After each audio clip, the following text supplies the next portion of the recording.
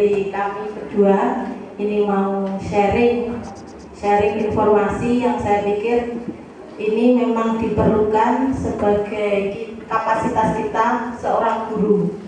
Jadi itu karena di pendidikan yang kami peroleh selama beberapa bulan ini, intinya kita diingatkan lagi sebagai seorang guru itu harus bagaimana kembali ke fitrah kita sebagai seorang guru.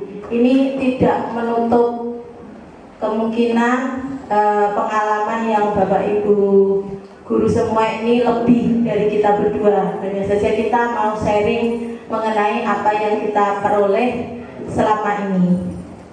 Langsung saja yang pertama, ini kita di sini ingin berbagi budaya positif. Untuk berbagi budaya positif itu minimal kita harus tahu apa itu alasannya, mengapa kita perlu untuk melakukan budaya positif di lingkungan sekolah. Nah, salah satunya dapat kita lihat di sini, kita berdua ini profil kita.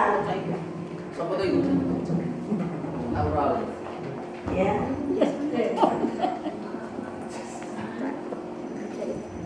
Nah, ini dia. Terima kasih. Nah, mungkin yang belakang kelihatan ya. Oke, terima kasih. Untuk yang pertama, karena kita di Indonesia, jadi Bapak pendidikan kita adalah Ki Hajar Dewantara. Di sini kita mengingat lagi, di situ ada filosofi yang paling tidak harus kita teladani. Salah satunya di sini yang kita garis bawahi, intinya ada 4, yaitu kita harusnya menganggap diri kita seorang guru itu seperti petani. Jadi petani itu otomatis ingin menumbuhkan sesuatu hal, dalam hal ini tumbuhan, agar menjadi tumbuhan yang nanti akan mempunyai biji, mempunyai manfaat untuk lingkungan sekitarnya. Jadi untuk menumbuhkan ini kita perlu memberikan air, media yang pas, dan lain-lain ya, termasuk pemupukan, dan itu kita lakukan. Jadi ibaratnya anak itu adalah sebuah biji, maka kita harus menjadikan biji itu tumbuh. Bagaimana caranya? Jadi itu yang pertama. Kemudian sebagai seorang guru itu kita hendaknya pamong. Apa itu pamong? Ngemong. Ya, ngemong gitu kan. Jadi ngemong, siapa yang kita emong? Ya anak-anak. Karena dalam hal ini fokus kita anak dan anak dan anak. Jadi semuanya kembali ke situ. Kemudian yang paling kita kenal zaman kita SD, kalau saya SD sampai sekarang itu adalah azas trikon dan semboyan. Jadi yang di sini azas trikon ini maksudnya ada satu, yang pertama kontinuitas. Maksudnya apa di sini? Tidak, kalau pendidikan itu tidak melupakan akar budayanya. Ya, jadi ketika kita menumbuhkan bakat anak itu dia tidak lupa bahwa dia asalnya dari mana, dan karakter yang baik itu kita optimalkan. Itu untuk yang konvergen, di sini pendidikan itu memanusiakan manusia. Jadi harapannya di sini anak itu selama kita melakukan pengajaran atau KBR di kelas itu merasa dimanusiakan. Jadi ketika kebutuhan dasar mereka juga terpenuhi, apa itu butuh senang. Seperti kita saja kalau kita mendengarkan seperti ini saja, kalau lama-lama akan bosan, butuh kesenangan. Sama anak juga seperti itu. Kemudian yang ketiga yaitu konsentris. Maksudnya apa? Di sini karena pendidikan itu latar belakangnya anak atau murid itu beraneka ragam, maka yang perlu kita lakukan yaitu menghargai keberagaman dan juga memerdekakan murid. Yang itu Makanya yang sekarang itu memerdekakan murid itu setidaknya mereka bebas berekspresi dalam konteks positif, itu harapannya. Caranya bagaimana? Nah itu nanti kita bahas sama dengan Bu Rina. Untuk semboyan ini saya pikir sudah kita mulai anak-anak sampai sekarang masih ingat ada istilah tutpuri handayani, ya, mulai dari engarso sung tulodo, eng madyo mangkarso, tutpuri handayani, yang semuanya itu punya makna. Kita sebagai guru hendaknya meneladani hal itu. Kemudian yang berikutnya,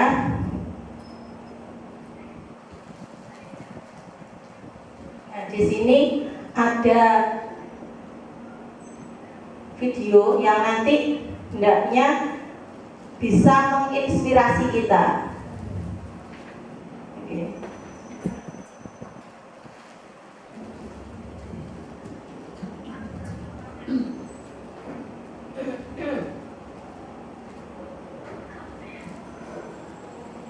Ya ini ini mungkin bisa kita jadikan. Assalamualaikum warahmatullahi wabarakatuh. Selamat datang kembali di channel Sufi Suka Film, yang kali ini akan membahas sebuah film India yang berjudul Tare Zameen Par. Film ini bercerita tentang seorang anak yang bernama Ihsan. Ihsan adalah siswa kelas 3 SD. Ia penderita disleksia atau mengalami kesulitan belajar. Jadi sampai saat ini dia belum bisa membaca, menulis, dan menghitung. Ihsan lebih tertarik pada hal lain daripada mengikuti kegiatan belajar mengajar di kelas. Di sekolahnya, Ihsan ini menjadi siswa yang nilainya paling rendah. Ia mempunyai kakak laki-laki yang bernama Johan. Johan berbeda dengan Ihsan.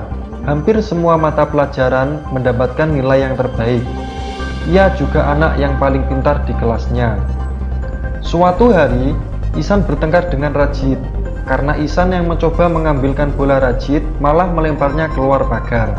Ihsan mengalami luka di kepalanya, sementara ia menggigit Rajit hingga kesakitan.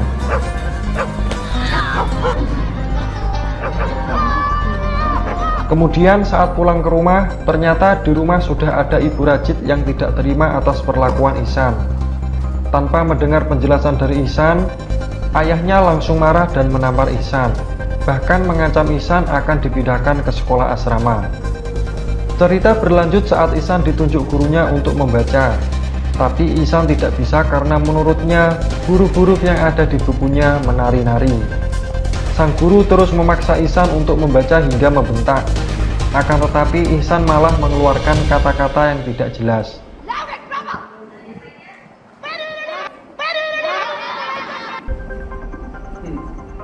Sampai akhirnya ia dihukum untuk keluar kelas. Di luar kelas ia juga dibully oleh siswa kelas lain karena ia sering dihukum oleh berbagai guru mata pelajaran. Setelah itu, karena ditakut-takuti oleh teman sekelasnya tentang PR matematika yang harus dikumpulkan hari itu, Ihsan malah memutuskan untuk keluar sekolah dan membolos. Ia pergi keliaran sesuka hatinya, berkeliling kota melihat apa saja yang ada di sana. Walaupun ia sulit mengikuti pelajaran di sekolah, namun saat di rumah ia menunjukkan ketertarikannya pada seni, yaitu menggambar dan melukis. Keesokan harinya, di kelas Ihsan ada ujian matematika dadakan. Hal itu membuat Ihsan pusing, karena ia tidak bisa membaca dan menghitung. Ia mengerjakan soal dengan imajinasinya, dan itu pun hanya satu soal yang terjawab.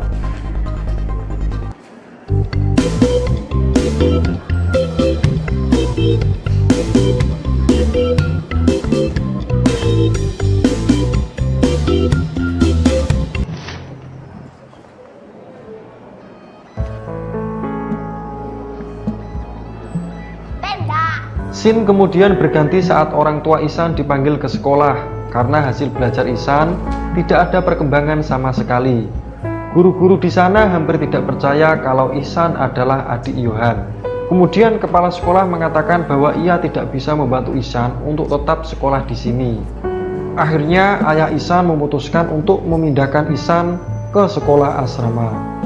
Walaupun Ihsan menangis menolaknya, ayahnya tetap keras kepala. Singkat cerita, akhirnya Ihsan diantar ke sekolah barunya. Dengan berat hati, ibunya melepas anaknya hidup tanpanya di sekolah asrama.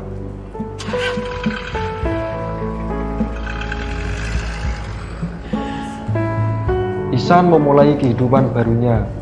Ia terus melamun dan entah apa isi lamunannya. Selain melamun, ia juga menangis terus-terusan. Ia seakan tak percaya hidup jauh tanpa ibunya. Saat di kelas, Ihsan duduk di samping Rajan. Rajan adalah siswa yang rajin, pintar, dan disiplin. Guru-guru di sekolah barunya ternyata tidak jauh berbeda dengan guru-guru di sekolah lamanya. Mereka tidak memahami kondisi Ihsan, mereka juga tidak mengerti dan sering memarahi Ihsan. Semakin hari semakin membuat Ihsan merasa tertekan dan stres.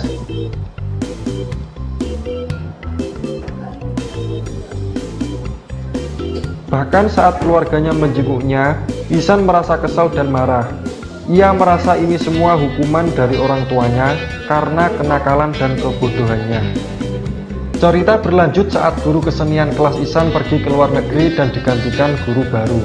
Guru tersebut bernama Pak Ram Sangkar.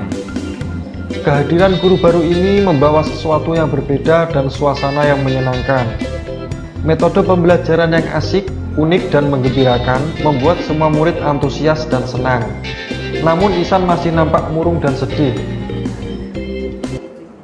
Hingga suatu hari, Pak Ram mendapati Ihsan yang dihukum di luar kelas. Mengamati Ihsan yang selalu merasa ketakutan dan tertekan, Pak Ram mencoba tanya pada teman sebangku Ihsan yaitu Rajan.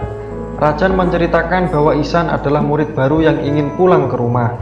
Ia juga bercerita bahwa Ihsan selalu dimarahi dan dihukum guru-guru karena ia tidak bisa mengikuti pelajaran.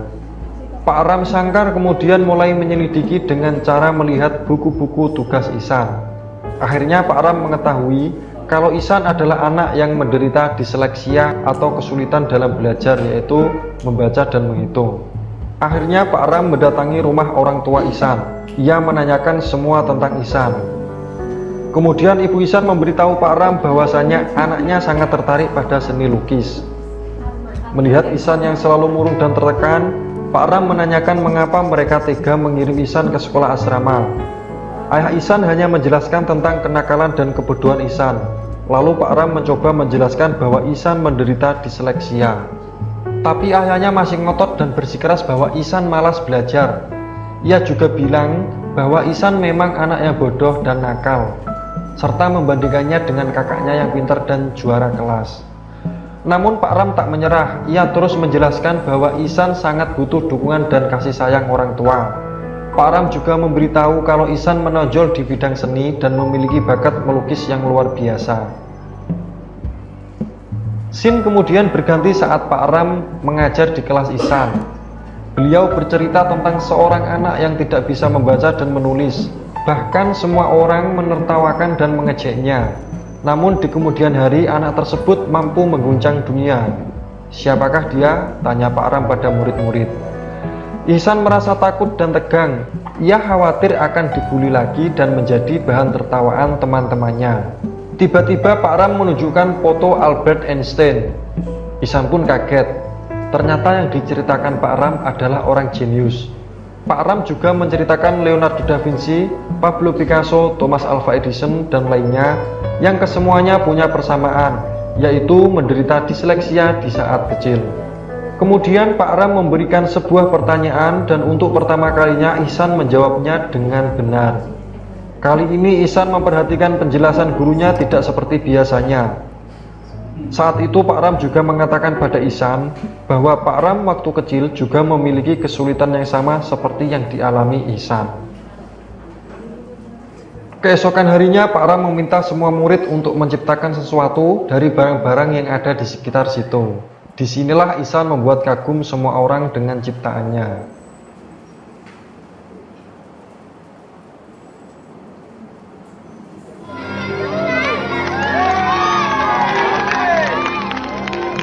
Setelah itu Pak Ram menemui kepala sekolah. Kepala sekolah mengatakan bahwa semua guru mengeluh atas kebodohan Ihsan dan menganggap Ihsan lebih cocok ditempatkan di sekolah luar biasa. Namun Pak Ram menjelaskan bahwa Ihsan bukan murid yang bodoh, melainkan murid yang mempunyai kemampuan di atas rata-rata dan berhak bersekolah di sekolah normal. Anak-anak seperti Ihsan hanya perlu bimbingan dan kasih sayang. Kemudian Pak Ram menunjukkan lukisan Ihsan, dan masalah baca menulis bisa menyusul. Pak Ram akan mengajari Ihsan secara khusus. Kepala sekolah pun memberi kesempatan dan menyetujui gagasan Pak Ram. Akhirnya Ihsan mendapatkan guru yang tepat. Dengan metode Pak Ram, Ihsan menjadi semangat belajar dan mengejar ketertinggalannya. Seiring berjalannya waktu, kemampuan baca tulis Ihsan meningkat karena ia mendapatkan kegembiraan dan kasih sayang dari Pak Ram, bukan amukan dan hukuman. Cerita berlanjut. Suatu hari sekolah mengadakan lomba melukis yang boleh diikuti siapapun termasuk bapak ibu guru. Saat lomba dimulai, Pak Ram nampak gelisah mencari Ihsan karena tidak ada di tempat itu. Ternyata Ihsan bangun pagi saat teman-temannya masih tidur. Ia pergi ke suatu tempat untuk mencari inspirasi. Akhirnya Ihsan datang sesaat setelah lomba dimulai. Ihsan melukis sebuah tempat yang pernah ia kunjungi. Pak Ram kagum setelah beliau melihat lukisan Ihsan. Ihsan juga terharu saat mengetahui ternyata lukisan Pak Ram adalah lukisan wajah Ihsan. Puncak acara pun tiba. Kepala sekolah membacakan juara dari lomba tersebut.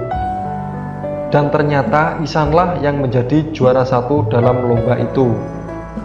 Dan hasil karyanya akan dijadikan cover buku tahunan sekolah itu.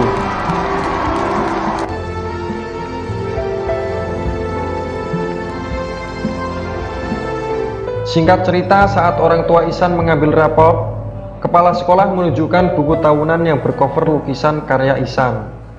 Kepala sekolah mengatakan bahwa sekolah beruntung memiliki murid seperti Ihsan. Guru-guru di sana juga menceritakan tentang perkembangan Ihsan yang baik dan dinyatakan naik kelas. Kemudian orang tua Ihsan menemui Pak Ram Sangkar untuk berterima kasih atas apa yang selama ini dilakukan oleh Pak Ram terhadap Ihsan. Keceriaan dan kebahagiaan Ihsan telah kembali, dan itu semua membuat Pak Ram dan orang tua Ihsan merasa terharu. Dan film pun berakhir. Terima kasih. Itu adalah video yang menginspirasi kita sebagai seorang pengajar ya. Jadi intinya ketika kita mengajar, itu yang terutama kita yang spesial, ya memang butuh sentuhan kita seperti Pak Ran tadi. Kita beranggap yang positif bahwa anak itu punya potensi ya, yang kita istilahnya ibaratkan dengan istilah yang sekarang lagi itu inquiry apresiatif yang nanti akan dijelaskan oleh Bu Rina. Nah, untuk berikutnya ini yang penting kita garis bawahi bahwa ketika pembelajaran itu anak mempunyai 5 kebutuhan dasar yang harus dipenuhi. Kadang kita melihat anak di kelas itu ada yang ngantuk, ternyata setelah kita tanyakan karena memang di rumah tidak sarapan, berarti itu kebutuhan hidup survivalnya itu terganggu. Kemudian tadi ada yang memang anak yang berintelijensi tinggi itu biasanya cenderung mengerjakan sesuatu itu lebih cepat daripada yang lainnya ketika mengerjakan soal atau apa. Maka dia membutuhkan perhatian kita yang lebih juga. Ya, jadi apa yang kita lakukan dengan anak-anak yang seperti itu agar kebutuhan termasuk dia merasa bebas, merasa nyaman, merasa senang, sehingga dia dapat mengoptimalkan potensi yang ada. Kalau kita melihat itu anak-anak itu ibaratnya gunung es. Jadi gunung es yang tidak terlihat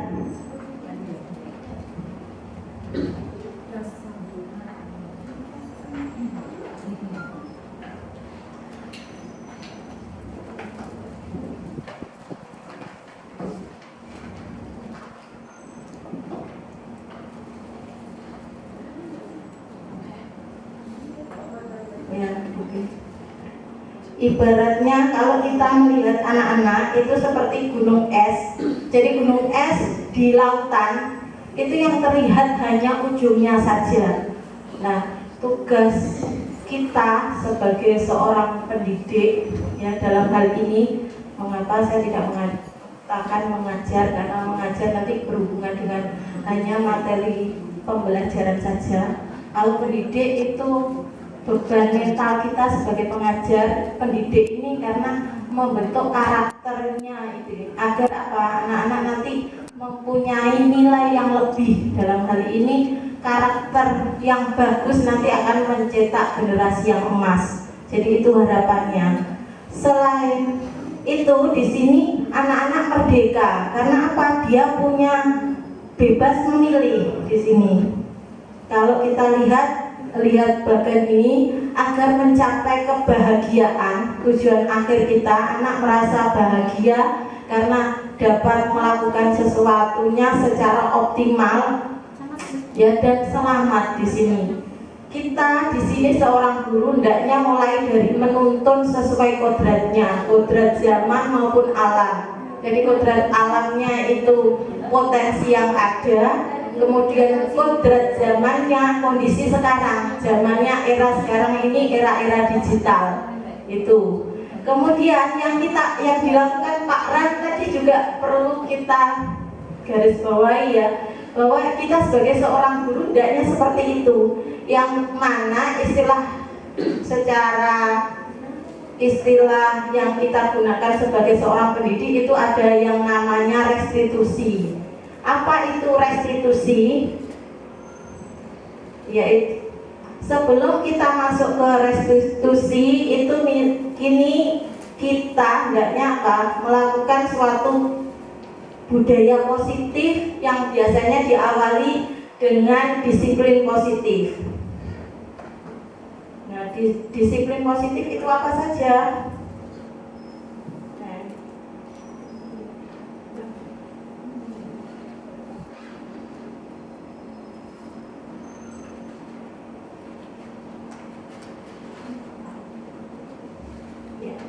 Disiplin positif, apa itu disiplin positif? Hendaknya kita mengarahkan anak agar sadar apa? Bisa melakukan hal sesuai norma-norma yang ada.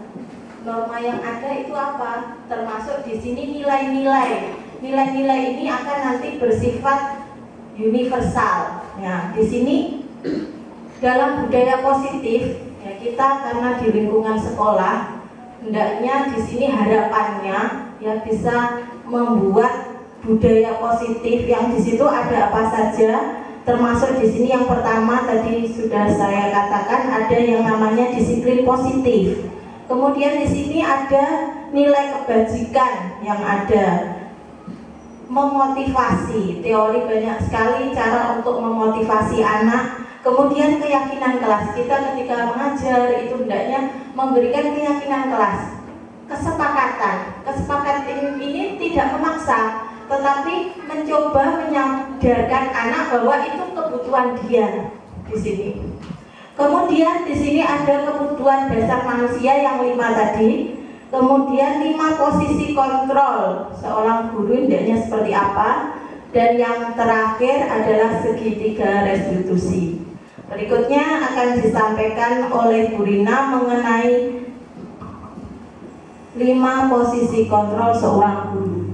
Ibu sudah mendengarkan kami, yang di sini kami ingin berbagi. Jadi niat kami hanya berbagi, Bapak Ibu. Ini untuk yang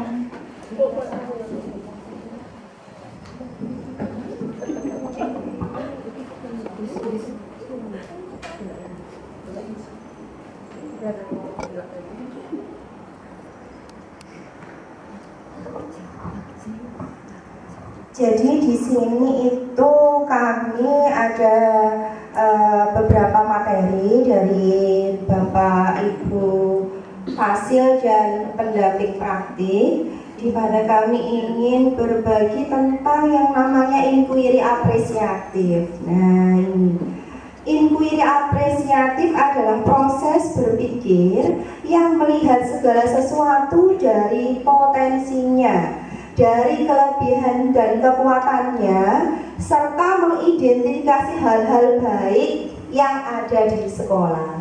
Maka di sini tugas pendidik itu seperti apa? Saat kita melihat murid-murid kita lihat, yang kita lihat adalah tentang potensinya dulu. Artinya bahwa kita lihat dari segi positifnya. Misalkan si A ini rajin, tapi kurang rajin masuk, tidak pernah terlambat mengumpulkan tugas. Tapi dia itu sangat patuh, sangat tawadhu sama gurunya. Berarti dari segi positifnya. Ada yang mungkin dia itu tipikal yang tidak bisa diam, tapi kalau disuruh mengerjakan mau dengan disentuh. Nah, segi positif ini yang kita optimalkan Bapak Ibu, karena menurut Ki Hajar Dewantara bahwa setiap anak adalah istimewa, setiap anak adalah unik, dan setiap anak akan berkembang jika dia menemukan potensi terbaiknya. Begitu Bapak Ibu ya. Jadi sekarang kita berpikir dengan inquiry apresiatif. Nah, dari inquiry apresiatif ini maka akan dikembangkan dengan yang namanya bagja.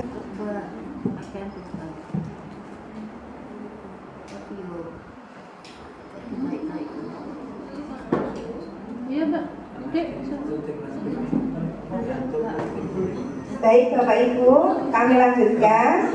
Berikutnya adalah bagja. Bagja ini adalah singkatan Bapak Ibu, singkatan akronim istilahnya. Jadi ketika kita akan melakukan inquiry apresiatif, maka langkah-langkah yang harus dilakukan adalah mengikuti tahapan bagja. Pertama, itu membuat pertanyaan dulu tentang apa? Tentang yang ingin kita rubah atau yang ingin kita capai, tujuan yang ingin kita capai terhadap sesuatu yang mungkin belum sesuai. Kemudian ambil pelajaran. Nah, di sini itu ingin mengambil pelajaran tentang pengalaman positif yang telah dilakukan. Berikutnya adalah gali mimpi. Di sini kondisi ideal yang diharapkan. Jadi mimpi kita itu apa? Berikutnya adalah jabarkan rencana. Maka kalau kita punya mimpi, maka dengan cara apa kita harus melakukan? Nah, di sini dengan jabarkan rencana. Berikutnya adalah atur eksekusi. Disinilah action kita, gitu. Jadi langkah apa yang harus kita lakukan? Siapa yang akan kita ajak koordinasi? Kepada siapa kita akan meminta bantuan? Strategi apa yang akan kita tempuh? Atau aksi apa yang akan kita lakukan untuk mewujudkan visi kita?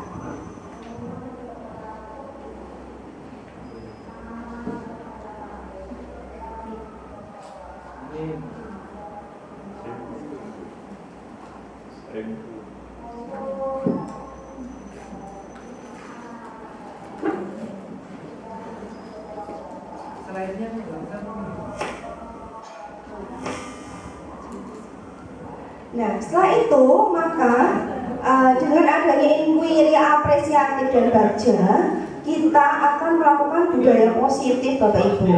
Budaya positif yang akan kita lakukan di sini adalah tentang mengembangkan disiplin positif. Disiplin tetapi positif, bukan disiplin yang sifatnya memaksa atau memberikan konsekuensi atau hukuman. Jadi di sini budaya positif dikembangkan melalui disiplin positif dengan membentuk keyakinan kelas dan segitiga restitusi. Hal ini dilakukan untuk menerapkan nilai-nilai kebajikan universal agar siswa menjadi generasi unggul yang cerdas secara spiritual, intelektual, dan sosial. Disiplin positif adalah cara menanamkan motivasi pada murid ya, menjadi orang yang mereka inginkan dan menghargai dirinya sendiri dengan nilai-nilai yang mereka percaya.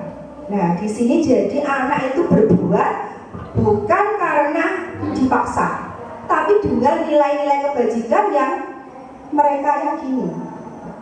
Jadi ada yang namanya motivasi intrinsik.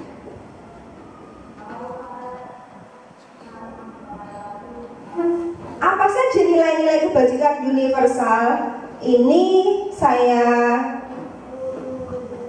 kami langsung saja nih Bapak Ibu. Saya yakin nilai-nilai kebajikan itu secara umum tentang nilai-nilai kebaikan sudah ini tentang profil belajar Pancasila juga pasti Bapak Ibu sangat menguasai tentang nilai-nilai ini. Berikutnya ada nilai-nilai. Nah, ini nilai-nilai dari IBO seperti ini ya, bisa dibaca.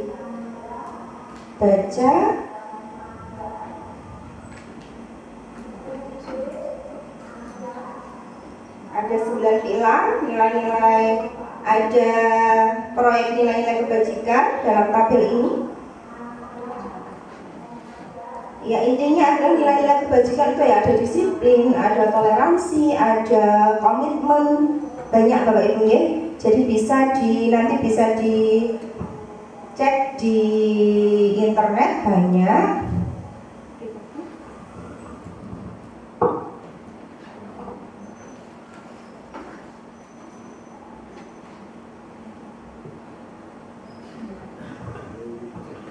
Budaya positif yang akan kita lakukan di sini ada yang namanya keyakinan kelas Bapak Ibu. Ini adalah kalau menurut kami, mungkin Bapak Ibu pernah melakukannya, sudah sering melakukannya, tapi di sini kami mungkin mengingatkan kembali ya. Jadi tidak namanya tidak peraturan kelas, tapi keyakinan kelas. Nah, apa bedanya peraturan kelas dengan keyakinan kelas? Mungkin Bapak Ibu bisa mungkin ada yang mau memberikan tanggapan mungkin tentang ya, monggo. Terima kasih Bu Rina. Jadi kalau peraturan kelas itu cenderung top down. Jadi sudah baku aturannya dan diberlakukan kepada anak-anak dan wajib mengikuti. Tetapi kalau keyakinan kelas itu dibangun bersama-sama dari usulan-usulan mereka dan menjadi komitmen yang dijalankan. Mohon maaf mungkin salah. Betul sekali Bapak. Jadi keyakinan kelas ini yang kita terapkan. Jadi apapun yang kita lakukan itu anak meyakininya. Karena pada prinsipnya anak itu tidak akan melakukan sesuatu yang dia tidak ingin melakukannya. Kalau hanya disuruh, kamu masuk 6:30. Kalau tidak, kamu akan mendapat poin. Berbeda dengan masuk 6:30 adalah kewajiban saya. Saya ingin belajar di Semada. Jika saya belajar, maka saya akan menjadi anak yang pandai. Jika saya jadi anak yang pandai, nanti saya akan mudah untuk menghadapi tantangan hidup. Saya bisa membanggakan orang tua saya di situ. Jadi ada yang mereka yakini yang nilai-nilainya itu ingin dijalankan, gitu. Nah, keyakinan kelas ini kita buat sederhana, misalkan. Ini termasuk salah satu contoh diri apresiatif.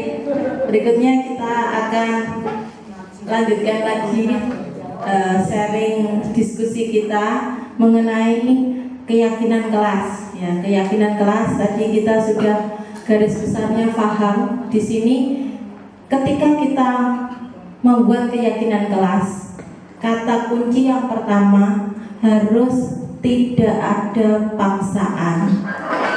Dalam hal ini kita mengarahkan murid untuk apa?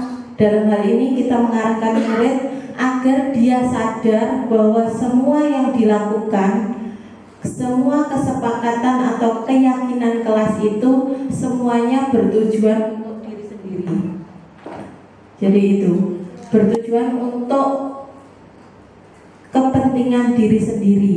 Setidaknya kalau mereka bangga terhadap diri sendiri, harapannya nanti potensi yang ada pada diri akan bisa optimal. Ya, itu kata kunci dari keyakinan kelas. Nah, untuk menentukan keyakinan kelas ada tadi ya, keyakinan kelasnya. Ini di sini ada yang pertama ketika ada interaksi antara guru dan murid. Di sini ada guru tugasnya apa ya? Di sini sudah ada mengajar, mendidik, banyak sekali yang kita menjawab pertanyaan, memberi nilai. Nah, semua itu sama. Murid itu apa tugasnya? Nah, dalam hal ini yang perlu kita tekankan di sini, kita sebagai seorang guru jangan sampai menyakiti murid, karena nanti akan membekas pada diri kita. Ya, saya sendiri merasakan hal itu. Jadi ketika awal kami berdua mendapatkan materi, kita disuruh refleksi. Awalnya kenapa? Kok kita harus refleksi diri sendiri? Karena ketika kita memberikan rasa sakit ke siswa, itu akan diingat seumur hidup. Justru ketika diingat seumur hidup, apa hal negatifnya? Otomatis tidak ada interaksi. Kalau bahasa agamanya itu Pak Munir biasanya istilahnya tawaduk kepada guru, itu akan memudar karena dia merasa hal itu menyakiti hati dan timbulnya rasa dendam biasanya itu. Seperti kalau ini berbagi pengalaman, saya pernah dulu waktu SMP dengan guru saya diperlakukan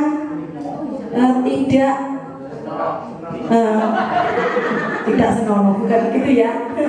Mungkin ini mencairkan suasana yang tadi sempat kita down karena lampunya meninggal dunia alias mati. Jadi saya merasa diperlakukan tidak adil. Jadi ketika ada acara perlombaan atau seperti ya kompetisi lah, karena latar belakang background saya bukan dari kalangan orang-orang yang istilahnya pejabat, dan itu ada teman saya yang begitu, lebih diapresiasi. Sampai sekarang pun saya masih ingat guru saya yang seperti itu, dan saya ketika ketemu lebih cenderung tidak menyapa dan pura-pura tidak lihat. Jadi ini karena pengalaman seperti itu, ternyata benar ketika kita di sini, guru itu tidak menyakiti, tugasnya bukan menyakiti siswa. Jadi intinya memanusiakan manusia itu. Mungkin dari Bapak Ibu guru semua ini juga sama, teman-teman ini pernah merasakan hal itu dan sampai sekarang masih ingat. Dan banyak sekali kemarin kita sharing dengan teman-teman juga sama. Dan hal itu ada yang mulai SD ingat sampai sekarang, dengan Bapak Ibu gurunya pun akhirnya tidak interest. Ya, ketemu pun tidak mau menyapa dan cenderung cuek, siapa lu gitu ya, cenderung seperti itu. Jadi iya, karena sakit hati, dan itu akan menimbulkan dendam, dan itu secara tidak langsung ke psikologis anak. Itu ibaratnya kita sebagai guru itu sebagai media untuk memberikan ilmu. Jadi kalau kita memasukkan air ke dalam botol, anak itu ibaratkan botol yang tidak kosong ya, sudah ada isinya. Tapi kita mau menambahkan, kalau sudah botolnya ditutup, apa yang terjadi? Jadi otomatis air yang kita mau masukkan tidak akan masuk.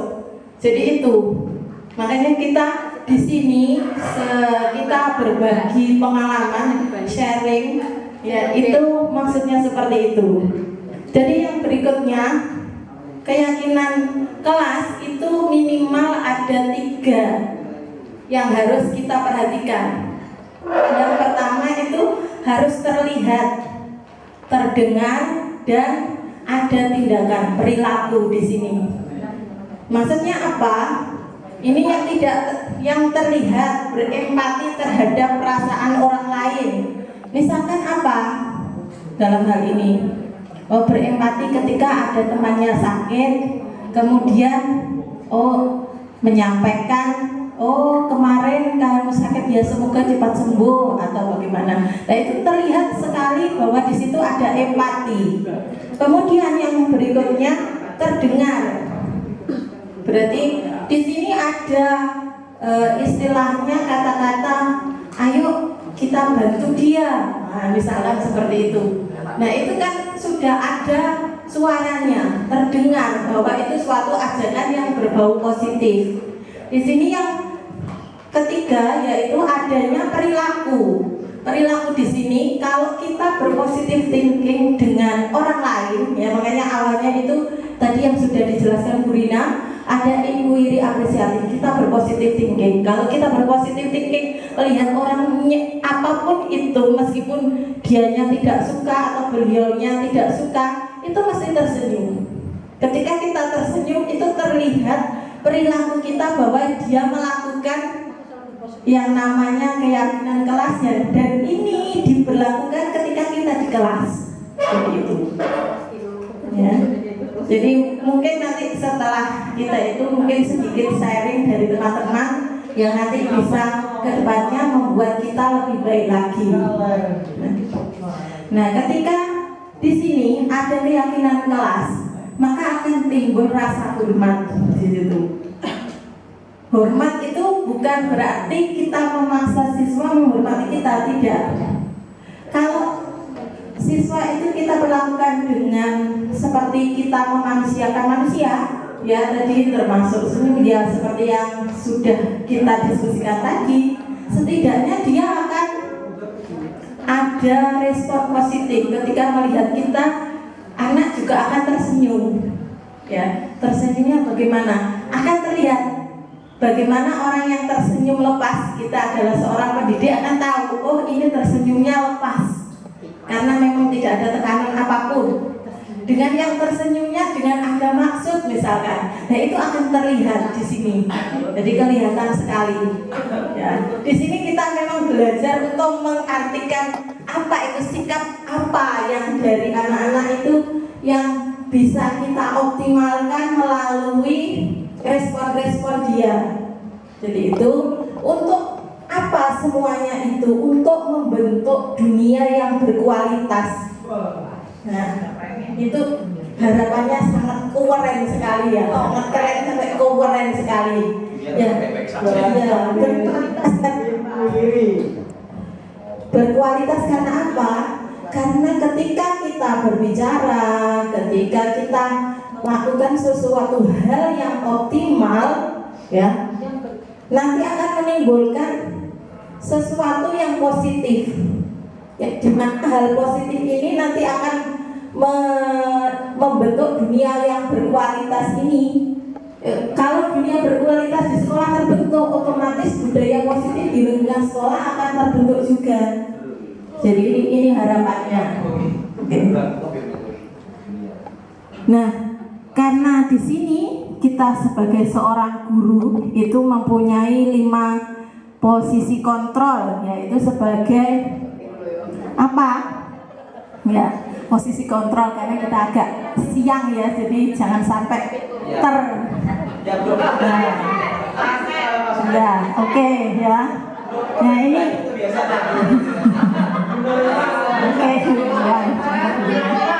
ya, karena posisi kontrol ini nanti menentukan anak mau jadi apa. Dia sakit hati malah menjadi lebih baik atau malah sebaliknya, dia akan down dan hasilnya otomatis anak itu akan tidak berkembang secara optimal. Jadi itu yang pertama, posisi kontrol sebagai penghukum.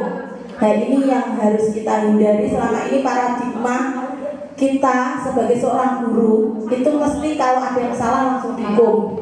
Ya itu harapannya paradigma lama yang hendaknya kita mulai tinggalkan.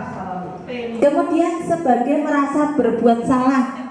Jadi misalkan kita di kelas, kalian misalkan mengajak siswa atau murid seperti teman, kamu tidak kasihan Bu Dwi ya kalau seperti ini, nanti Bu Dwi dapat marah loh dari bapak kepala sekolah, kalau misalkan seperti itu. Jadi secara nggak langsung membuat anak itu saya mau merasa bersalah, nah itu merasa oke. Kemudian bisa berperilaku sebagai teman, ya, karena diajak santai, kita santai. Selama ini kita kebanyakan sudah seperti ini ya, dengan siswa atau murid itu sudah diajak seperti santai, seperti kita bicara dengan teman sendiri. Tetapi hal itu hendaknya lebih dioptimalkan lagi. Karena apa? Ini akan anak-anak itu membutuhkan alasan ya. Alasannya nanti macam-macam sehingga nanti tidak ada rasa ini pembeda. Kita itu sebagai guru kemudian harus melakukan apa, ini akan dianggap biasa saja. Kemudian yang keempat itu sebagai pemantau. Oh, lihat, hanya melihat saja apa yang dilakukan. Oh, kamu kurang ini, oh kamu kurang ini. Nah, seperti itu pemantau. Untuk yang hendaknya, karena apa? Karena sama, untuk sebagai teman juga sebagai pemantau itu nanti akan membentuk perilaku positif. Itu sudah bagus. Nah, alangkah baiknya kalau semua hal yang positif itu dimunculkan dari diri sendiri. Dan ini yang terpenting, PR kita ke depan itu menumbuhkan motivasi intrinsik. Bagaimana motivasi intrinsik ini mempengaruhi anak? Ya, kalau motivasi dari dalam ini bisa mempengaruhi segala yang dilakukan, dia akan melakukan hal itu tanpa kita suruh. Ya, tidak karena hukuman, kalau tidak karena penghargaan. Karena apa? Penghargaan itu juga bisa menghukum. Menghukum siapa? Dan peringkat, kalau sudah kita lihat, peringkat itu juga bisa menghukum. Menghukum apa? Karena anak yang sudah berusaha optimal ternyata tidak bisa jadi juara 1 misalkan, dia akan kecewa, down.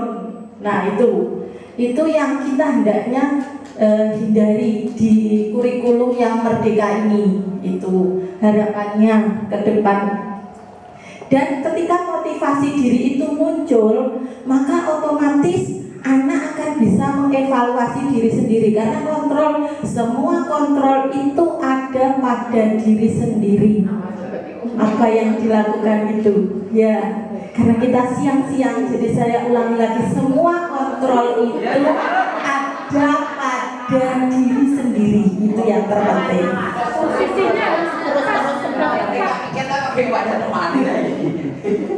Berikutnya akan dilanjutkan oleh Bu Dina.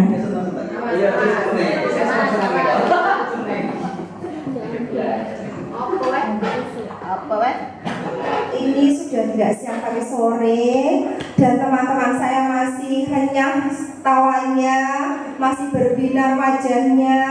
Saya sangat berterima kasih dan mengapresiasi teman-teman semua.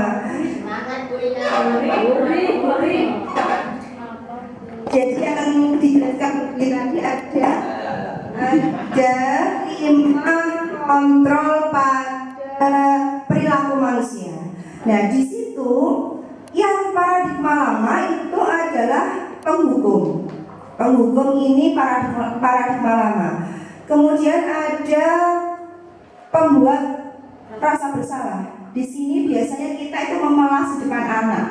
Nah, itu kemudian teman terlalu akrab atau memposisikan kita sebagai teman.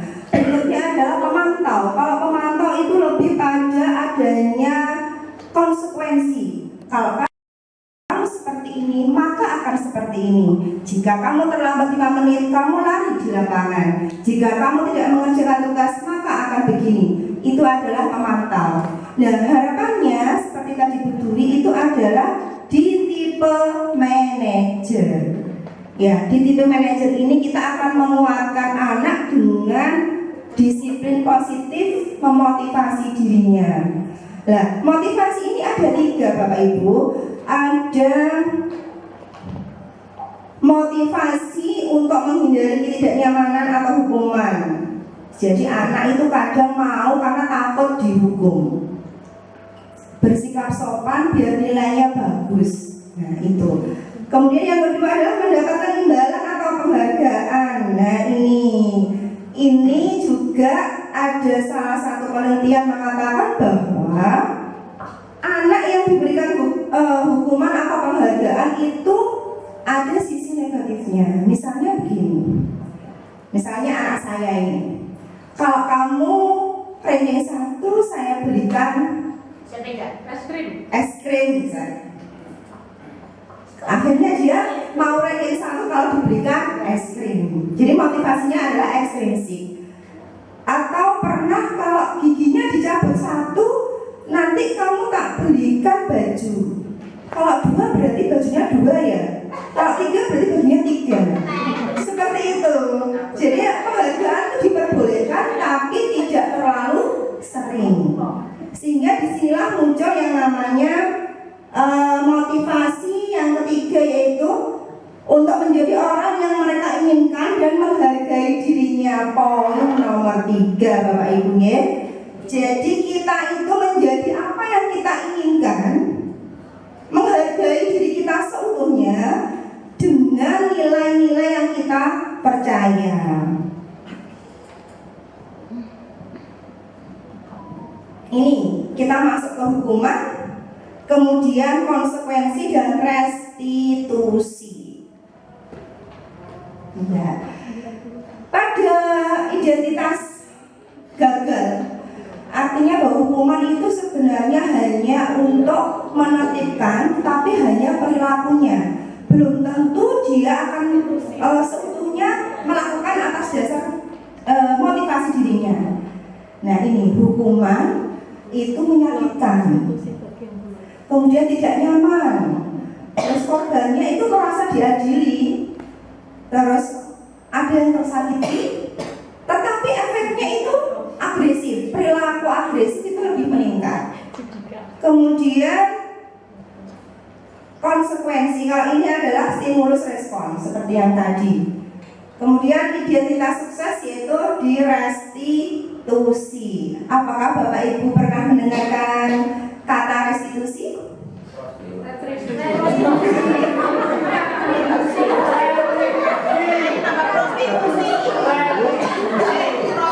iya, Bapak Ibu hebat sekali ya. Retribusi, prostitusi, itu apa lagi Ibu? Konstitusi. Ya. Ini restitusi ini bagi kami, Bu Dwi dan saya itu ada pengalaman baru. Dan ketika saya praktek, nanti saya tunjukkan kami praktek restitusi Bapak Ibu. Pokoknya ini hanya untuk Bapak Ibu yang hadir di sini. Jadi bisa melihat kami ya. Jadi jangan pulang ya Bapak Ibu ya. Nanti melihat pajak kamu belum juga.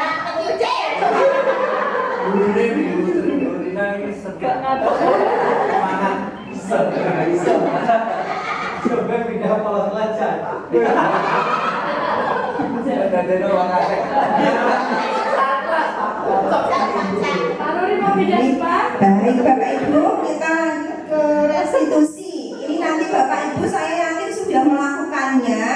Hanya saja mungkin alah itu toh yang namanya restitusi, mungkin itu. Nanti kita coba. Restitusi adalah pendekatan disiplin positif, ya. Jadi proses menciptakan kondisi bagi murid untuk memperbaiki kesalahan mereka. Jadi bukan justifikasi, tapi mereka memperbaiki. Itu kan yang penting dalam sebuah proses untuk membuat anak menjadi baik. Kemudian mereka akan kembali pada karakter yang lebih kuat. Ya, jadi restitusi ini adalah memberikan kepercayaan kepada anak untuk mencari solusi atas apa yang mereka lakukan. Seperti itu Bapak Ibu. Nah ini restitusi ini adalah kelebihannya Bapak Ibu. Ini nilai positif dari restitusi. Kenapa kita harus melakukan restitusi? Ini dia, poinnya ada di sini. Restitusi itu bukanlah menebus kesalahan, belajar dari kesalahan.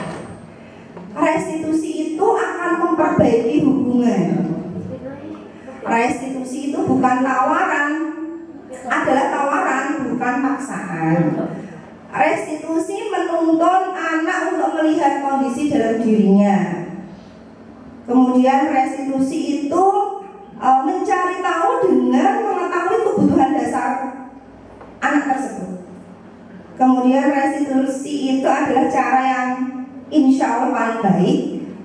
Restitusi itu fokus pada karakter, perbaikan tapi karakter yang diperbaiki. Kemudian restitusi itu menguatkan. Restitusi itu ini yang penting, fokus pada solusi. Oke?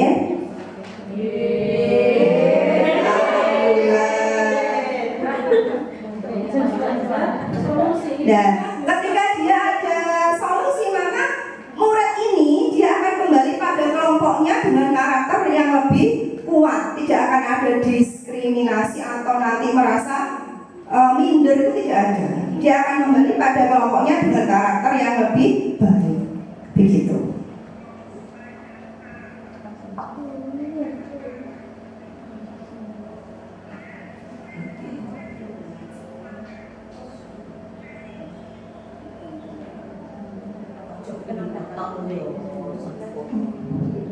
Baik, restitusi ini cara yang paling baik.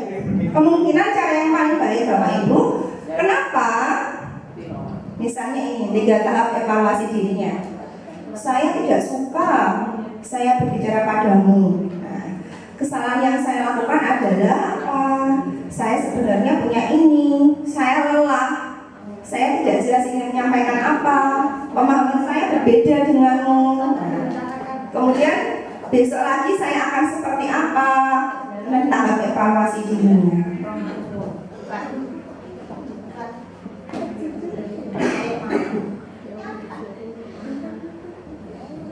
Ini dia Bapak Ibu, kami berbagi tahapan dari segitiga restitusi ini yang nanti mungkin bisa jadi gambaran Bapak Ibu untuk melakukannya, dan saya yakin sekali Bapak Ibu sebenarnya sudah melakukan. Hanya saja mungkin istilah ini menjadi baru, dan mari bersama-sama kita lakukan untuk sekolah kita dengan budaya positif ini. Segitiga restitusi ada 3 fasenya Bapak Ibu, 3 tindakan atau 3 yang dilakukan. Yang pertama adalah menstabilkan identitas. Kemudian validasi tindakan yang salah, kemudian menanyakan keyakinan.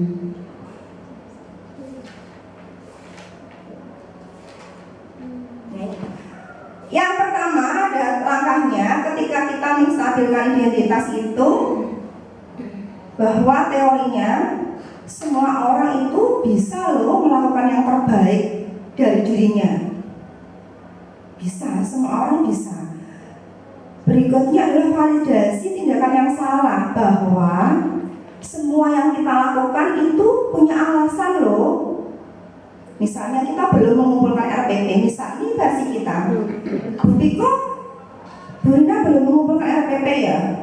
Sudah negatif. Coba ditanya dulu, kenapa Bu Rina belum mengumpulkan RPP? Nah, itu kan lebih oh ini Bu, saya begini. Nah, seperti itu ya.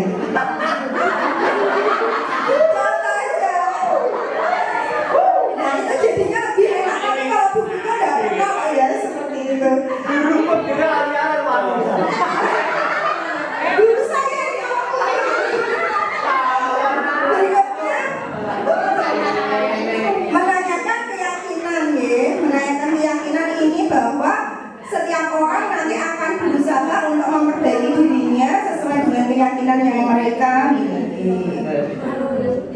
Nah, di sini apa yang harus dilakukan ketika kita menstabilkan identitas? Misalnya begini, ada anak yang terlambat, kemudian kita mengatakan kepada anak itu, kamu terlambat ya. Saya tahu semua orang itu pernah bersalah. Saya juga. Nah, kata-kata itu akan membuat anak itu menjadi Ada temannya. iya, iya. Berikutnya gini, tapi saya tidak akan membahas kesalahan kamu. Saya hanya akan menanyakan, kenapa kamu seperti itu Bapak Ibu. Berikutnya ya. Nah ini validasi tindakan yang salah. Aduh.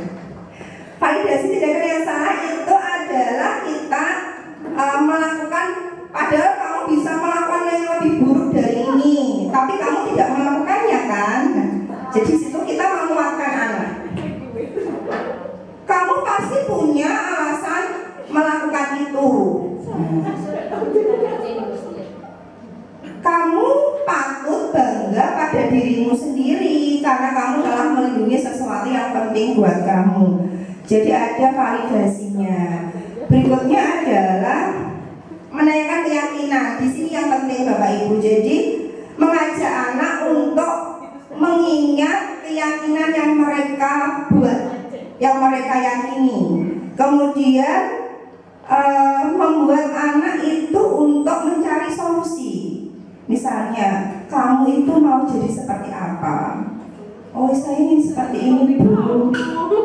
Kamu di Semada itu ingin sekolah dengan baik. Iya, Bu. Nah, jadi prosesnya memang restitusi ini agak lama Bapak Ibu, tapi kita menjadi orang yang tidak sumbu pendek.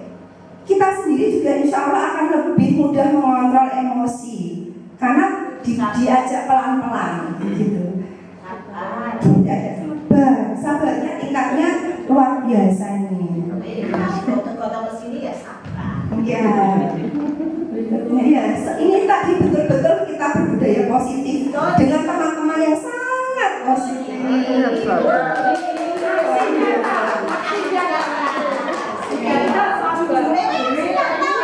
Iya, betul sekali. Koreksinya Bapak Ibu dari yang dijelaskan Bu Dwi tadi tentang Ki Hajar Dewantara bahwa siswa memiliki keberagaman macam-macam, ya. Kemudian aktivitas kita itu harus berpihak pada murid. Nah, di sini berpihak pada murid itu yang bagaimana? Nah, di sini masuk ke tindakan kita sangat memanusiakan manusia dengan didasarkan atas kebutuhan dasar manusia. Disinilah muncul budaya positif. Kemudian ada salah satu literatur yang mengatakan bahwa otak mamalia itu pusat emosi dan pusat ingatan. Jadi apa yang terkait dengan perasaan itu susah dilupakan. Makanya kalau perasaan anak tersakiti, dia itu merasa benci dengan sesuatu itu susah dilupakan. Nah, apa yang harus dilakukan? Yaitu dengan keyakinan kelas dan segitiga restitusi. Nah, di sini ya ada kata-kata mutiara dari Bapak Ki Hajar yang menurut kami sangat menyentuh, maka kami tampilkan. Itu adalah bahwa anak-anak hidup dan tumbuh sesuai kodratnya sendiri. Pendidik hanya dapat merawat dan menuntun tumbuhnya kodrat tersebut. Jadi kita tidak bisa memaksa, gitu ya. Disinilah terjadi perubahan paradigma. Maka kondisi yang kita harapkan dengan menanamkan nilai-nilai kebajikan.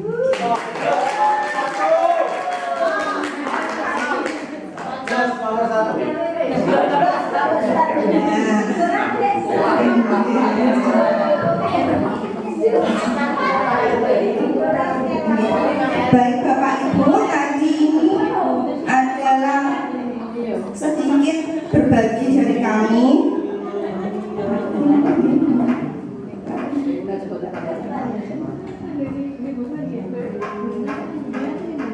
Kemudian ini adalah peran kita sebagai pendidik, bahwa apapun yang dilakukan oleh seseorang itu hendaknya dapat bermanfaat bagi dirinya. bagi bangsanya dan bermanfaat bagi manusia di dunia pada umumnya. Ini adalah menurut dari Ki Hajar Dewantara yang sangat menyentuh. Terima kasih Bapak Ibu, ini tadi ada materi tentang restitusi. Bersama kita bisa berkolaborasi membangun negeri.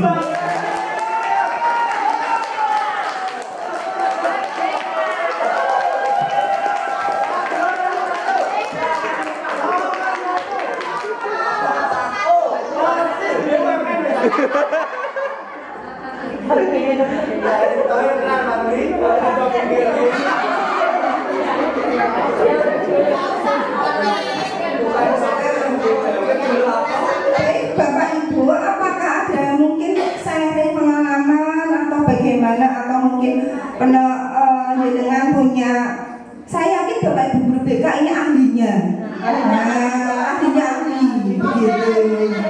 Ya, jadi bukan karena apa-apa, kita hanya saling mengingatkan saja.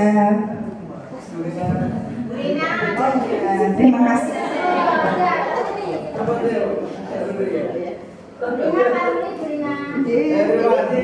Tidak usah pakai itu. Teko.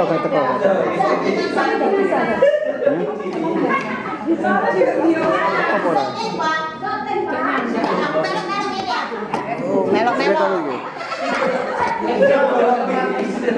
Tidak teka. Tidak boleh. Tidak teka, Pak. Dari orang Landu.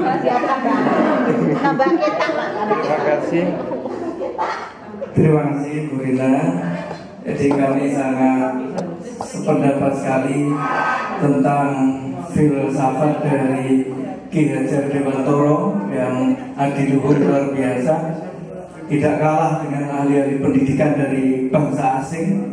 Memang yang ditanamkan oleh Ki Hajar Dewantara yaitu bahwa siswa biarlah tumbuh berkembang sesuai kodratnya, sedangkan guru hanya bisa merawat dan menumbuhkan. Luar biasa. Di sisi lain Bapak Ibu, perlu kita ketahui bahwa ada standarisasi pendidikan yang harus diikuti, ya, norma-norma, aturan tentang tata penilaian dan sebagainya dari Kementerian Pendidikan, alur-alur yang harus ditempuh oleh kurikulum untuk membuahkan sebuah nilai atau prestasi belajar yang muncul di rapor. Nah, inilah yang membuat kontradiksi antara apa yang ditanamkan Ki Hajar Dewantara, kemudian tokoh Pak Ran tadi di dalam film, kemudian gabungan antara inquiry, apresiatif, dan restitusi. Sebetulnya kami juga ingin menerapkan filsafat dari Ki Hajar Dewantara. Apalah daya kami sebagai guru, kadang-kadang guru itu terbentur pada norma penilaian, ya, norma penilaian yang harus terpenuhi. Anak tidak hadir sekian kali itu dikatakan tidak layak ikut penilaian harian dan sebagainya, penilaian akhir semester dan sebagainya. Kemudian mampukah kira-kira di dalam kurikulum Merdeka Belajar dan Merdeka Mengajar ini tidak adanya KKM, ya, katanya sudah jelas tidak ada KKM. Kemudian mampukah juga tidak ada USBN nanti di dalam standarisasi, karena anak itu punya bakat, punya minat, punya pemahaman pembelajaran yang bervariasi, kombinasi. Nah, kira-kira ke depan pendidikan kita apakah bisa menjamin nanti tidak ada peringkat, tidak ada KKM, tidak ada nilai kelulusan USBN yang menjadikan anak ketakutan, traumatis berat kalau tidak menuntaskan itu. Terima kasih. Saya akhiri. Assalamualaikum warahmatullahi wabarakatuh.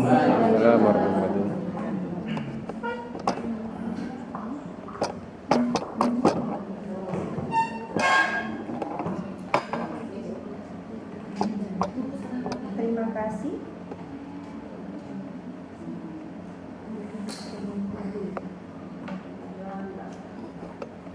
Terima kasih Pak Ruli atas sharingnya itu pula yang dialami oleh Bapak Ibu guru di seluruh Indonesia, bahwa memang paradigma lama itu tentang nilai, tentang ketercapaian, tentang KKM. Nah, bagaimana kita bisa melakukan semua itu dengan standar yang kita harus mencapai beberapa macam hal. Tapi di sini kita berupaya dalam guru penggerak ini, calon ya Bapak Ibu masih calon, jadi kami belum guru penggerak, calon masih calon, sehingga kita sama-sama belajar bahwa dengan adanya paradigma ini nanti dijawab dengan adanya diferensiasi dalam pembelajaran Pak Ruli. Jadi bagaimana nanti nilai-nilai itu semuanya diapresiasi dari potensi anak pada kurikulum Merdeka Belajar. Nah, karena kita sama-sama belajar di kurikulum Merdeka itu bahwa betul prinsip dari Ki Hajar bahwa kita itu beragam, anak-anak beragam. Nah, akhirnya pembelajaran juga disetting dengan adanya diferensiasi. Nah, ini ada di modul 2. Modul 2 itu tentang diferensiasi, ada produk, konten, dan proses. Nah, disinilah nanti kita akan melakukan pembelajaran dengan mengikuti potensi anak, dan nilai-nilai itu nanti disesuaikan dengan pilihan bakat minat anak. Misalnya seperti ini Bapak Ibu, kemarin kami sharing dengan Ibu Fasil, itu ada pertanyaan begini: jika kita disuruh mengajar dengan anak-anak yang berbeda, bagaimana caranya dengan waktu yang singkat itu misalkan? Ternyata jawabannya begini, diferensiasi itu bukan membuat pembelajaran berbeda-beda. 32 anak maka pembelajarannya 32 bukan. Tapi kita mengetahui bakat anak dengan memberikan rubrik yang intinya kontennya sama. Misalkan saya meminta anak membuat artikel virus, maka anak boleh memilih mau buat poster boleh, mau buat infografis boleh, mau buat produk boleh, begitu Bapak. Jadi memang paradigma, namanya paradigma itu kan susah merubah, tapi kita pelan-pelan ingin belajar, begitu. Mungkin tambahan dari Terima kasih Bu Rina tadi hanya menambahkan saja yang disampaikan oleh Bu Rina. Tapi di sini untuk mengukur kemampuan siswa itu masih bisa didiferensiasi itu pada ini penilaian formatif. Karena pada penilaian formatif ini fokus untuk mengetahui pengetahuan siswa. Pengetahuan siswanya sampai seberapa. Jadi materi yang kita harapkan mereka kuasai itu apa. Jadi gini, hanya saja beda bentuknya saja. Jadi beda bentuk pengolahan. Seperti tadi yang kita lihat di film tadi. Sebenarnya materinya sama. Ya, semua bisa berhitung, semua bisa membaca, hanya saja caranya saja. Dari situ, itu yang nanti kita diferensiasikan. Itu saja mungkin. Sebentar, ada tanggapan mungkin?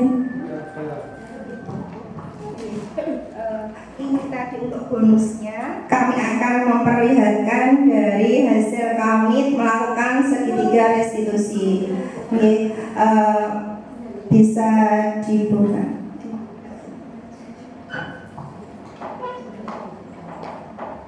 Bonusnya Bapak Ibu ya. Jadi hanya Bapak Ibu di sini yang melihat kami aksi nyata dengan siswa Semada.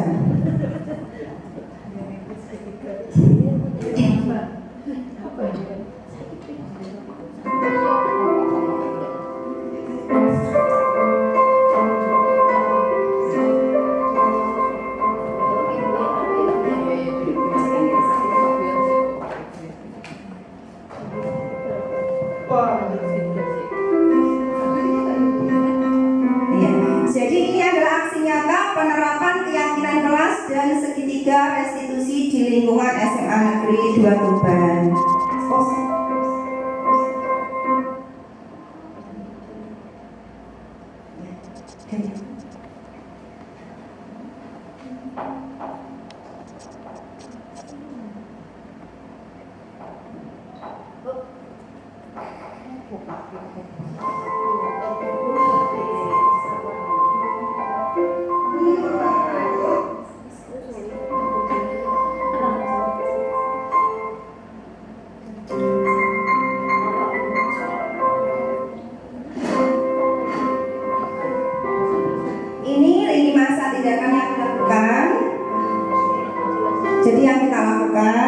dalam melakukan restitusi. Tolak ukurnya dinilai dari mana di sini Bapak Ibu?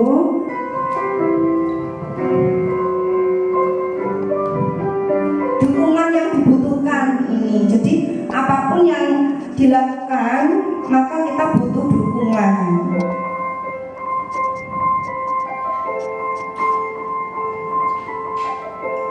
Nah ini contoh penerapan keyakinan kelas.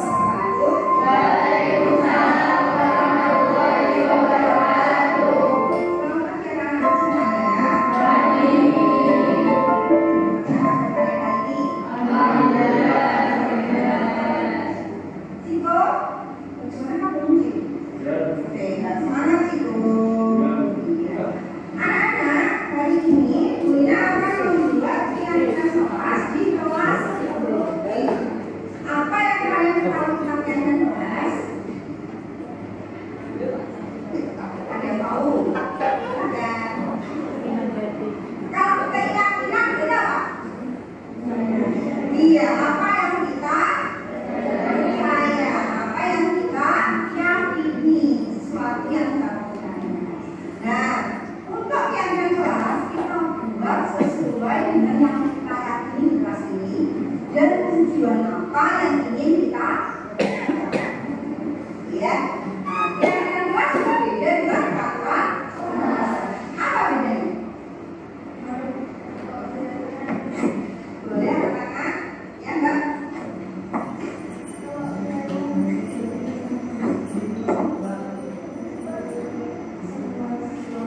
Iya. Tuh, kalau keyakinan itu ada berasal dari diri yang kita percaya. Tapi kalau peraturan itu cenderung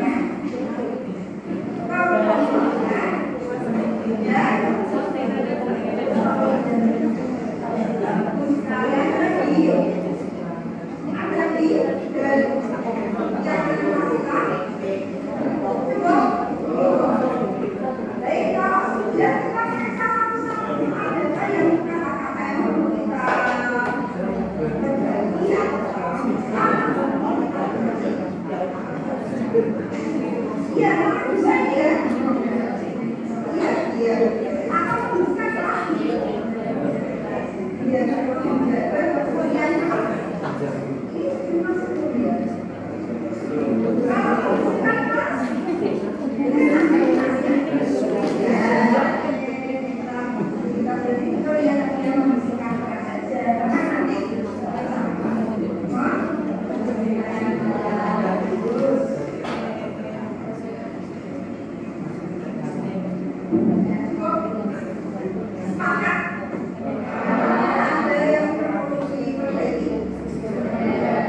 baik, sekarang coba Ariel dibaca halaman yang akan kasih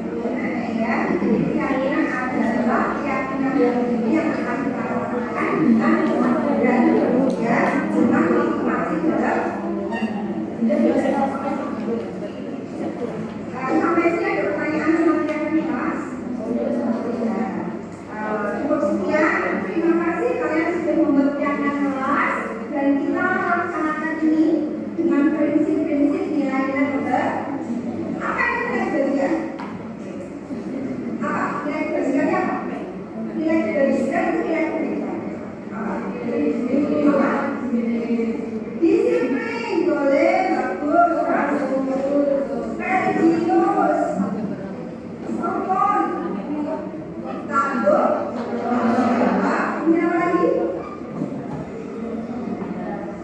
Iya, pelajaran saya belajar akan kita. Terima kasih anak-anak semua, kita semangat yang semangatnya dan kelas kita. Saya akhiri, wassalamualaikum warahmatullahi wabarakatuh.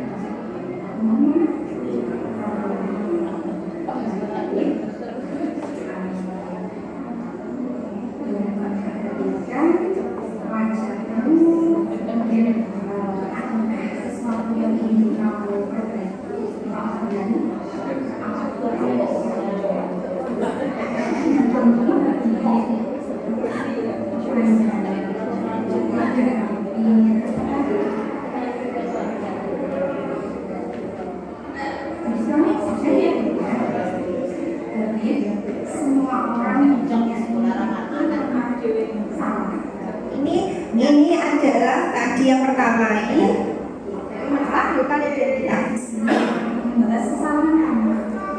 Kita di sini untuk memperbaiki dan mengenai solusi. Yang kedua, apa yang bisa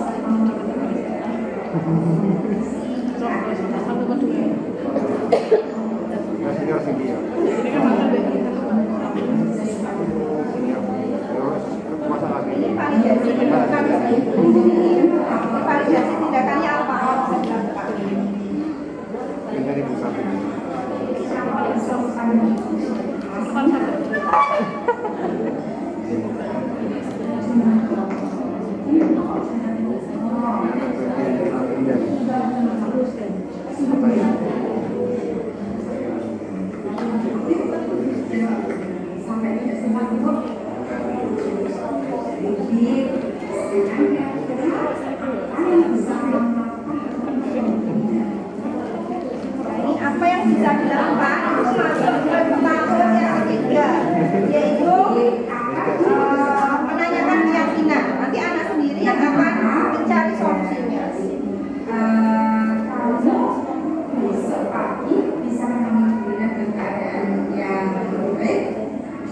saja. Sekarang kita akan melihat Bu. Besok saya apa?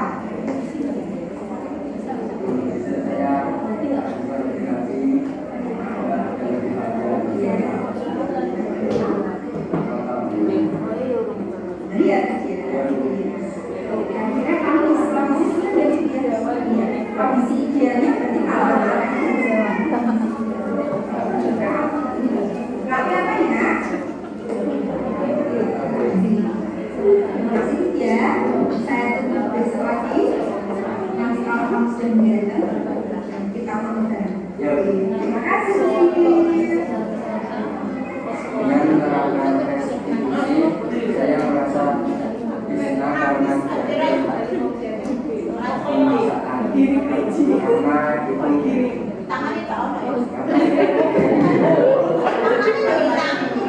Oh, ini tambahin.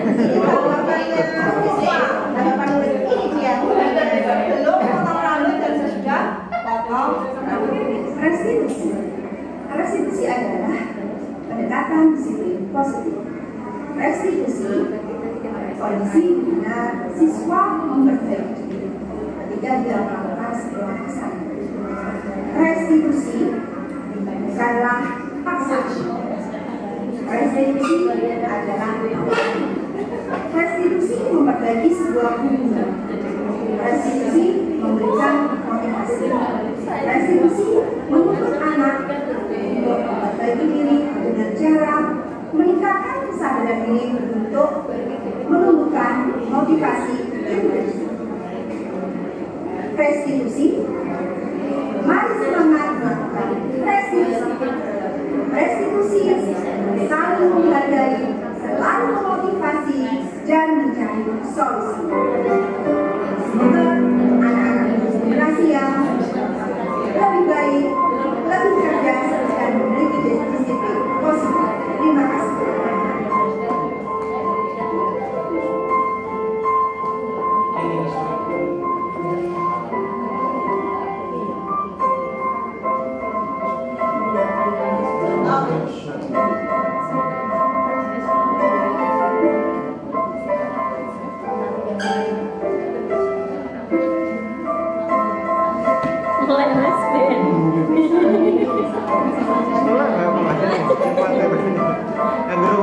Bapak Ibu jadi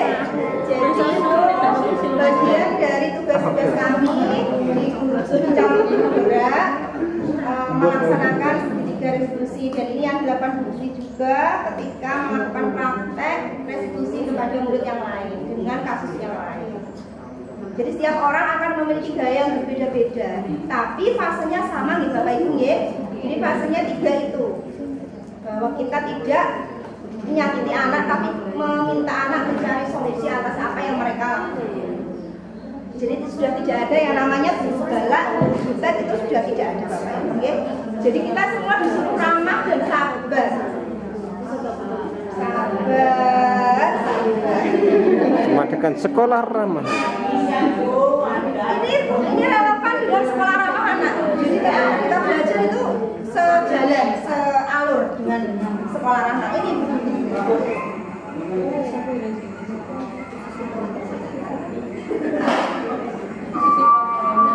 Ini ada suara bel ya. Ini belnya dari ini Bapak Ibu.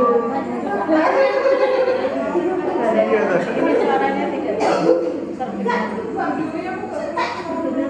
Tidak terdengar ya. Ya, ini sama dengan yang dilakukan guru tadi ya. Saja suaranya yang hilang. Karena ini berada di koridor. Ini ada anak yang bajunya salah. Jadi salah baju. Kenapa? Ternyata bukan karena dia mau action karena memang bajunya itu kering ya. Dan alasannya itu. Dan dia sadar akan hal itu. Karena dia belum sempat untuk setrika baju ternyata.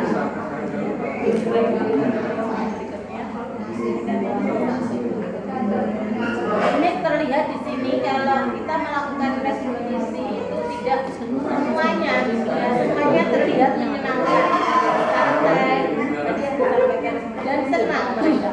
Merasa dihargai Bapak Ibu. Karena itu harusnya Intinya itu yang merasa dihargai, merasa dipedulikan, merasa disayangi. Jadi ketika anak diajak ngobrol seperti ini, mereka itu merasa diorangkan. Jadi yang saya katakan memanusiakan manusia. Jadi di sini, ya, karena tadi yang sudah disebut istilah paradigma lama itu guru seperti ini. Dan di sini kita paradigma baru hendaknya menjadi guru yang kita lebih segalanya. Jadi di sini ekspresi anak juga sama, dia tidak merasa, dan ketika ditanya di sini sama, dia tidak terlihat ada rasa seperti dihakimi yang selama ini kita rasakan. Anak-anak ternyata kenapa kalian kok seperti ini? Ada juga yang mengatakan kalau masuk ke BK itu mereka seperti dihakimi, jadi itu. Nah, tapi ya ada yang seperti itu. Jadi ini harapannya, alangkah indahnya kalau ini dilakukan oleh semua bapak ibu guru, tidak hanya 1-2. Karena kalau yang melakukan hanya 1-2 orang, itu mereka akan menganggap oh santai saja. Wong kalau dengan bu guru ini tidak apa-apa kok kalau seperti itu. Nanti kesannya akan seperti itu. Kalau semua melakukan, nanti otomatis secara berlahan memang, dan kendalanya itu banyak. Nah, itu nanti akan menumbuhkan karakter positif pada anak. Demikian yang bisa kami sampaikan. Terima kasih atas perhatiannya, dan kami akhiri. Assalamualaikum warahmatullahi wabarakatuh. Terima kasih. Assalamualaikum warahmatullahi wabarakatuh. Saya Bu Ayu, guru pengajar di SMA Negeri 2 Tuban, bimbingan konseling, memberikan apresiasi yang sebesar-besarnya kepada rekan kami, Bu Rina dan Bu Dwi yang telah melaksanakan aktivitas guru berbagi di calon guru penggerak angkatan 5. Dari apa yang disampaikan beliau, saya mendapatkan pencerahan kembali, apalagi sekolah kita sudah melaksanakan sekolah ramah anak dan sangat sangat cocok dengan sekolah kita yang basisnya adalah sekolah ramah anak. Sehingga dari sini kita belajar bersama Bapak Ibu guru, mulai sekarang kita harus mengedepankan hak-hak anak, karena kita di era kurikulum Merdeka Belajar yang nantinya harus kita laksanakan sesuai amanat Bapak Menteri Mas Nadiem Makarim. Terima kasih.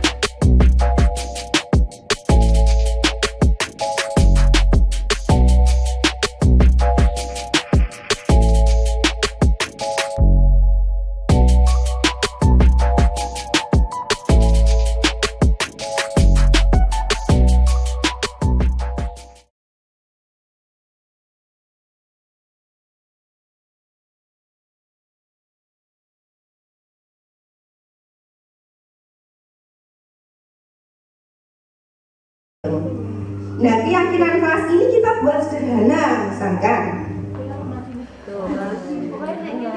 inisiatif ini maka akan dikembangkan dengan yang namanya Bagja. Bagja ini